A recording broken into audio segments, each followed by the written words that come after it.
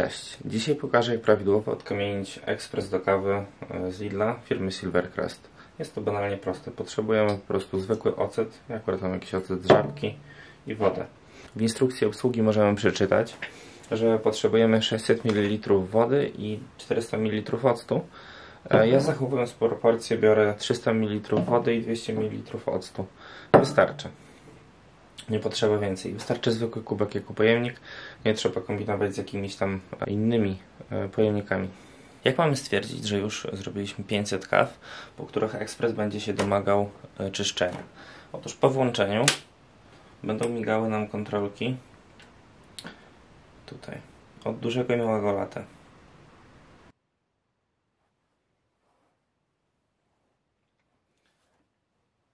A więc po włączeniu i nagrzaniu się ekspresu przy podłączonym pojemniku spieniacza zaczynają nam migać kontrolki latte małej i dużej na przemianie w ten sposób, tak?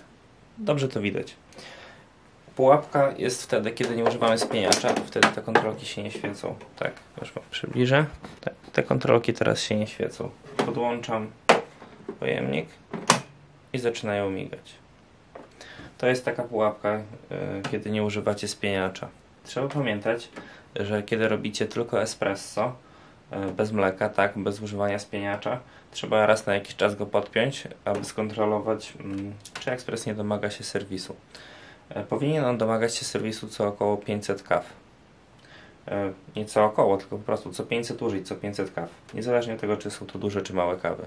Ja przeprowadzam ten proces już drugi raz, ponieważ robię zazwyczaj podwójne espresso. No i piję dużo kawy, tak? W ciągu pół roku, jak użyłem ten ekspres, zrobiłem już 1000 kaw.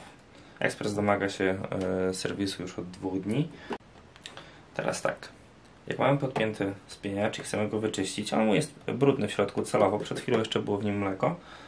Specjalnie go nie czyściłem, bo powinien się wyczyścić w trakcie procesu.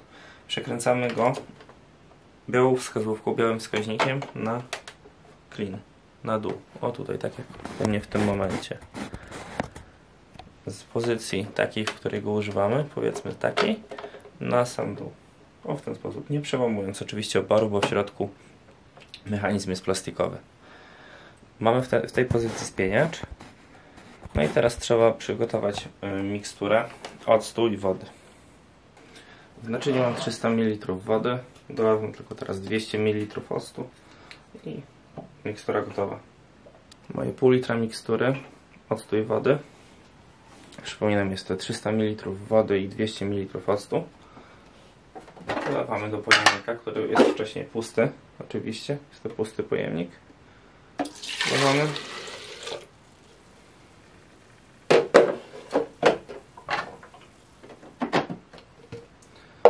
I rozpoczynamy proces czyszczenia. Uprzednio upewniając się, że metalowa rurka ze spieniacza jest w pojemniku. Naciskamy na przyciski, obydwa przyciski od latte.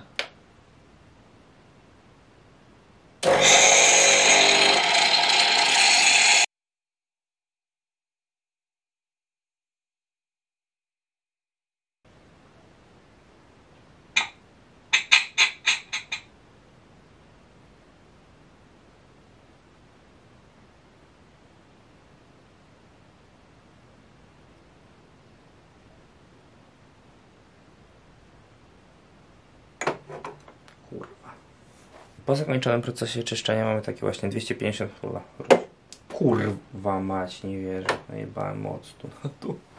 Po zakończonym procesie czyszczenia mamy około 250 ml takiego syfu, który wypłynął z pojemnika na mleko i z części zaparzelnikowej, z boilera i tak dalej, tak? Z kolby.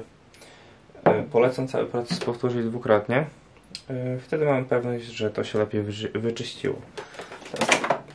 Ten zbiornik był lekko brudny przed czyszczeniem, ale jak dobrze widać, nie widać tego na filmie, tutaj jest dalej taka kreska tłuszczu z mleka. Ten pojemnik jest brudny, trzeba go myć dosyć często. Do mycia ręcznego, czy w zmywarce, nie ma to znaczenia, polecam podnosić tę gumkę tutaj i ją najlepiej obrócić delikatnie i wykręcić o ten zaworek. Się sfokusuje się. o ten zaworek. Wykręcamy i wyjmujemy. Tutaj często zbiera się syf. Ja na początku tego nie robiłem i śmierdziało mi po prostu takim skwaśniałym mlekiem z tego. Nieprzyjemny zapach. A od momentu, kiedy do mycia otwieram ten pojemnik w środku, jest ok. Sam mechanizm jest bardzo łatwy. Bardzo łatwo się go otwiera. Trzeba tylko tutaj kilka śrubek wykręcić. Ale składanie to już kwestia dosyć precyzyjna i jeżeli można tego uniknąć, to lepiej tego nie robić. Więc tak, dlaczego robiłem 200 i 300 ml, a nie 400 i 600? Zobaczcie, że i tak zostało mi tej mieszaniny. Na dobrą sprawę prawie na drugie czyszczenie by mi starczyło, tylko jestem poniżej minimalnego poziomu płynu. Sfokusuj. Jestem poniżej minimalnego poziomu płynu, jaki jest dozwolony w tym ekspresie, więc musiałbym trochę zarobić, tak? I prawdopodobnie tak zrobię. Jak już czyścimy ekspres, warto też wykręcić sitko, które jest nad kolbą. Jest ono wykręcane na śrubokręt krzyżak. Ja akurat mam grzechotkę z fajną nasadką krzyżakową.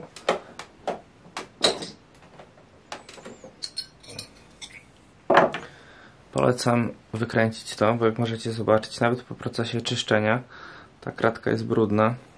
Trzeba je po prostu przepłukać i dziurki w tym sitku, one są zatkane. Nie wiem, czy to widać, ale te dziurki są zatkane w sitku. No sfokusuj mi ładnie, może dalej. One nie są drożne. To utrudnia proces parzenia kawy, a to łatwo się myje po prostu w zlewie zwykłą gąbką. Nic nie trzeba kombinować. No i potem trzeba tylko pamiętać, żeby tej śrubki nie zgubić, bo jest nie do końca typowa. Po umyciu wszystko skręcamy i ekspres jest gotowy do parzenia. Przy czym nawet producent zaleca, aby 2 duże espresso i 2 duże latte zaparzyć. Oczywiście nie wypijając tego. Najlepiej zrobić to w ogóle bez kawy. Chodzi o to, żeby ekspres wypłukał się z tej mieszaniny octu, tak? Żeby kawa nam nie śmierdziała. Dokręcając to sitko, trzeba pamiętać, że to jest bardzo delikatny gwint i nie dokręcamy tak, żeby aż w łokciu strzeliło, tylko tak dosłownie paluszkami, tak? Bardzo delikatnie. Tutaj nie ma potrzeby jakoś dociskać bardzo mocno. Czujemy pierwszy jakiś taki poważny opór, odpuszczamy, tak, szczuciem. W sumie to tyle. Dzięki za oglądanie, cześć.